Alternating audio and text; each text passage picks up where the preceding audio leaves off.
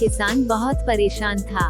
उसे अपने खेतों को सींचने के लिए पानी की जरूरत थी, इसलिए वो कई दिनों से अपनी जमीन के आसपास किसी कुएं की तलाश कर रहा था।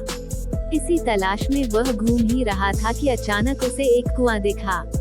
यह कुआं उसके खेतों से बहुत नजदीक था, इसलिए किसान बहुत खुश हुआ। उसने सोचा कि अब उसकी परेशानी खत्म हो गई। यह सोचकर वह खुशी खुशी घर चला गया। अगले दिन वह पानी लेने कुएं पर पहुंचा। जैसे ही उसने कुएं के नजदीक रखी बाल्टी कुएं में डाली, वहां एक आदमी आ गया। वह किसान से बोला, यह कुआं मेरा है, तुम इससे पानी नहीं ले सकते। अगर तुम इस कुएं से पानी लेना चाहते हो तो तुम्हें इस कुएं को खरीदना होगा। यह बात सुनकर किसान कुछ देर रुका और फिर मन ही मन सोचने लगा कि अगर मैं इस कुएं को खरीद लूं, तो मुझे कभी पानी की कमी नहीं होगी और न ही मुझे पानी के लिए इधर उधर भटकना पड़ेगा। फिर क्या था, दोनों के बीच एक रकम तय हुई।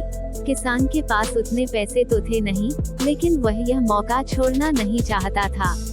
इसलिए किसान ने उस आदमी को अगले दिन वह रकम देने का वादा किया और घर की ओर चल दिया।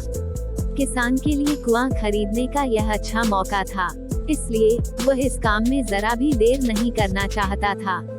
घर पहुंचते ही उसने अपने करीबियों और दोस्तों से इस बारे में बात की और कुएं के लिए तय हुई रकम का इंतजाम करने में जुट गया। थोड़ी भागदौड़ और कोशिश के बाद आखिरकार उसने वह रकम जमा कर ली। अब वह पूरी तरह से निश्चिंत हो चुका था कि उसे कुआं खरीदने से कोई नहीं रोक सकता। जमा हुए पैसों को लेकर वह फिर घर चल दिया। उसे बड़ी बेसब्री से इंतजार था कि कब रात खत्म होगी और वह कुआं खरीदने जाएगा। इसी सोच में वह पूरी रात सो नहीं सका। अगले दिन सुबह होते ही वह कुआं खरीदने निकल पड़ा। उस आदमी के घर पहुंचते किसान ने उसके हाथ पर पैसे रखे और कुएं को खरीद लिया। अब तो कुआं किसान का हो गया था, तो फिर उसने पानी निकालने में देर नहीं की। जैसे ही किसान ने कुएं से पानी निकालने के लिए बाल्टी उठाई, उस आदमी ने फिर बोला, ठहरो, तुम इस कुएं से पानी नहीं निकाल सकते हो। मैंने तुम्हें कुआं बेचा है, कुएं का पानी अभी भी मेरा है। किसान मायूस हो गया और न्याय के लिए राजा के दरबार में शिकायत करने पहुंच गया। मालूम है उस राजा का नाम क्या था? राजा अकबर। राजा अकबर ने उस किसान की पूरी कहानी सुनी और फिर उस आदमी को दरबार में बुलाया जिसने वह कुआं बेचा था। राजा का फरमान सुनते ही वह आदमी भागा भागा दरबार में हाजिर हो गया।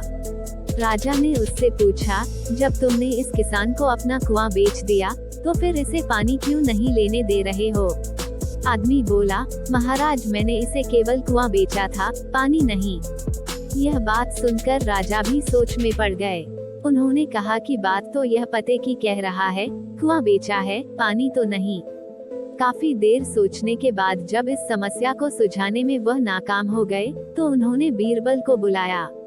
बीरबल बहुत ही बुद्धिमान था, इसलिए राजा अकबर किसी भी मामले पर फैसला लेने से पहले उसकी राय जरूर लेते थे।